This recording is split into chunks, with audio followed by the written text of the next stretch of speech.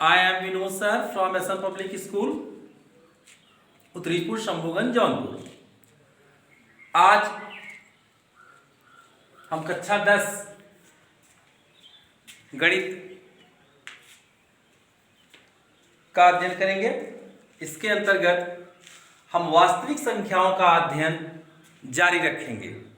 जैसा कि आपने पिछले वीडियो में, पिछली क्लास में आपने वास्तविक संख्याओं के बारे में सीखा। अब हम आगे भी वास्तविक संख्याओं का अध्ययन जारी रखेंगे। इसके अंतर्गत दो धनात्मक पूर्णांकों के दो महत्वपूर्ण गुणधर्मों यूक्लिड विभाजन एल्गोरिथम और अंकगणित की आधारभूत प्रमेय का अध्ययन करेंगे। यूक्लिड विभाजन एल्गोरिथम का अध्ययन करने से पहले एक प्रमेय जिसे हम यूक्लिड विभाजन प्रमेयिका के नाम से जानते हैं, पहले इसके बारे में सीखें। यूक्लिड विभाजन प्रमेयिका।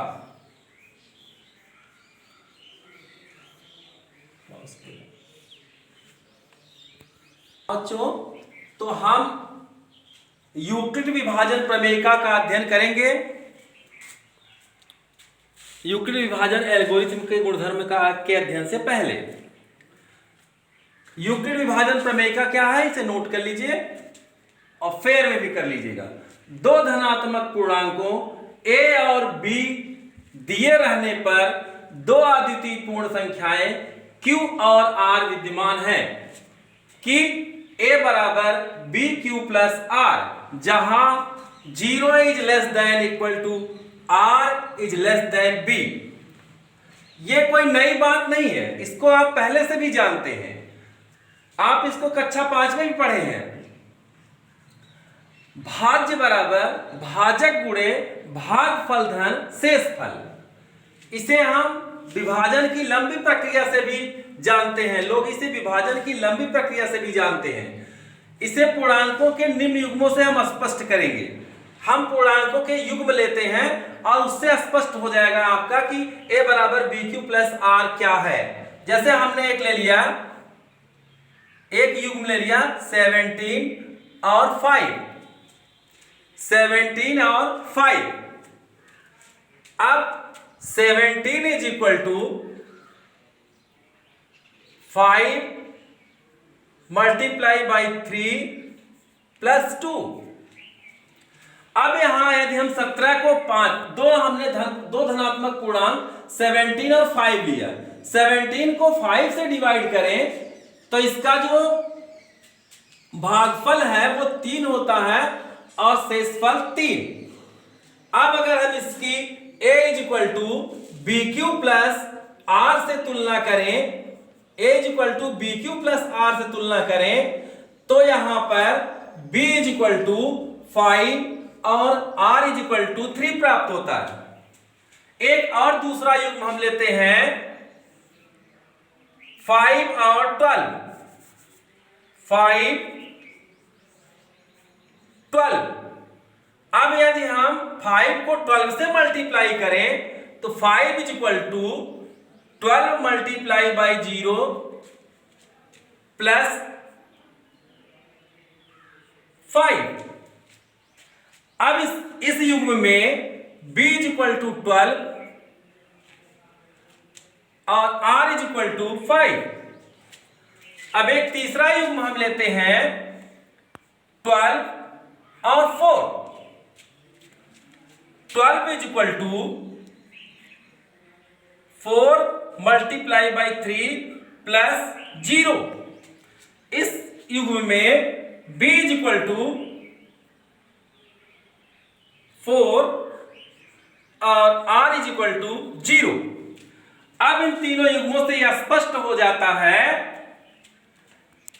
कि दो धनात्मक पूर्णांक अगर लेते हैं हम तो पहले को अगर दूसरे से हम विभाजित करते हैं तो जो शेषफल प्राप्त होता है उसका मान सदैव भाजक से कम होता है।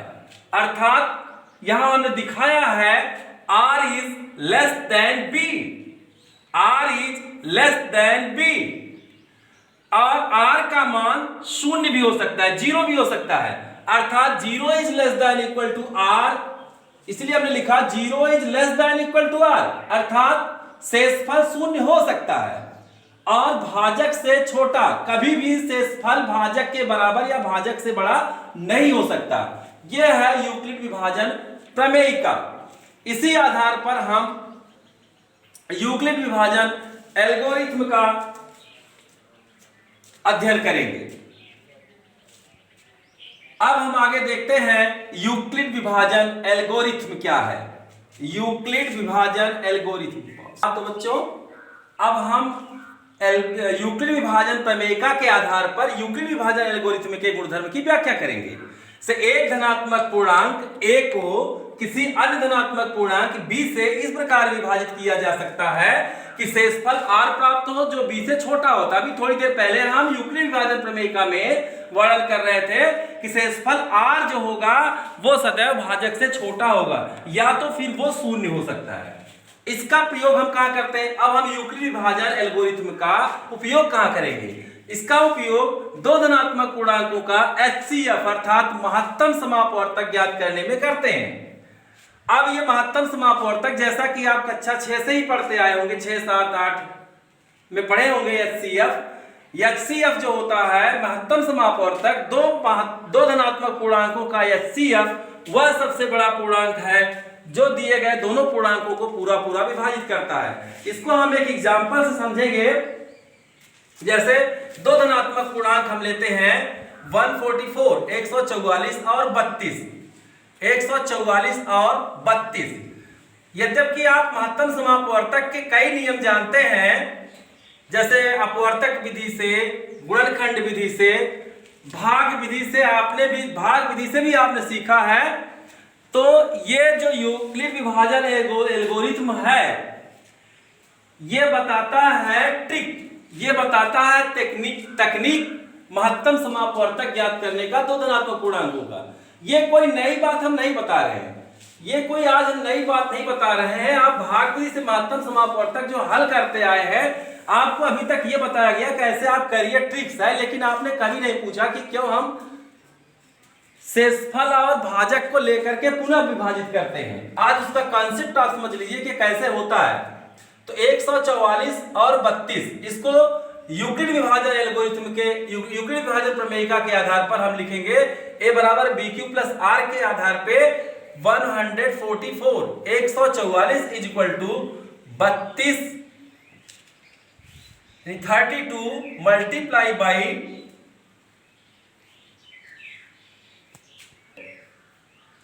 प्लस 16। अब यहां b इज इक्वल टू 32 है और r इज इक्वल टू 16 है। 16 इज लेस देन 32। अब हम 32 और 16 जो दो धनात्मक पूर्णांक हमको जो दो पूर्ण संख्याएं 32 और 16 प्राप्त हुई। अब फिर इसको हम विभाजन एल्गोरिथ्म के हिसाब से यूक्लिड विभाजन प्रमेयिका के आधार पर 32 और 16 को लेंगे। तो 32 is equal to 16 multiply by 2 plus 0। अब यहां r हमको 0 प्राप्त हो गया, तो इसका मतलब हो गया कि 16 जो है यही है मसक। 16 HCF है 144 और 32 का, अर्थात HCF जो है वो 16 प्राप्त हो गया। इसी चीज को आप प्राचीन काल से ही करते चले आ रहे हैं। बड़ी संख्या में आपके सर जी ने, आपके पंडित जी ने, गुरु जी ने, बाबू साहब ने बताया था कि 144 भागे 32 करो बेटा, फिर आपका आया 4 बट्टे 128, 14 में से 8 गए 6। फिर आपको बताया गया कि इसको घटाइए 16 आ गया। फिर कहा कि 16 को भाजक बनाइए 32 को करिए।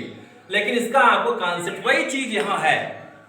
ये यूक्लिड विभाजन प्रमेयिका पर आधारित है, यूक्लिड विभाजन एल्गोरिथ्म पे आधारित है ये नियम। इसी को हमने ये बताती है, कोई नई बात नहीं है। ऐसा आप महत्तम निकालते चले आए हैं। जब जो पूरा पूरा काट देगा तो आपको बताया गया कि यही मासा है, अर्थात 16 ही मासा है। तो इसी चीज को यहाँ इसका जो कॉन्सेप्ट है वो यूक्लिड विभाजन एल्गोरिथम है, और अभी तक जो आपको पढ़ाया गया था वो कहा गया था कि ये ट्रिक है। ये ट्रिक यूक्लिड विभाजन एल्गोरिथम पे आधारित है।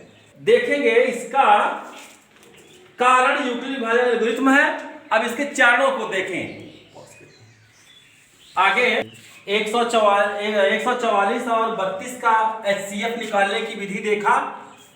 इसका कारण यूक्लिड विभाजन एल्गोरिथम, इसका कारण यूक्लिड विभाजन एल्गोरिथम है जिसके चरण निम्न है, जिसके चरण निम्न है, जिसके चरण निम्न है।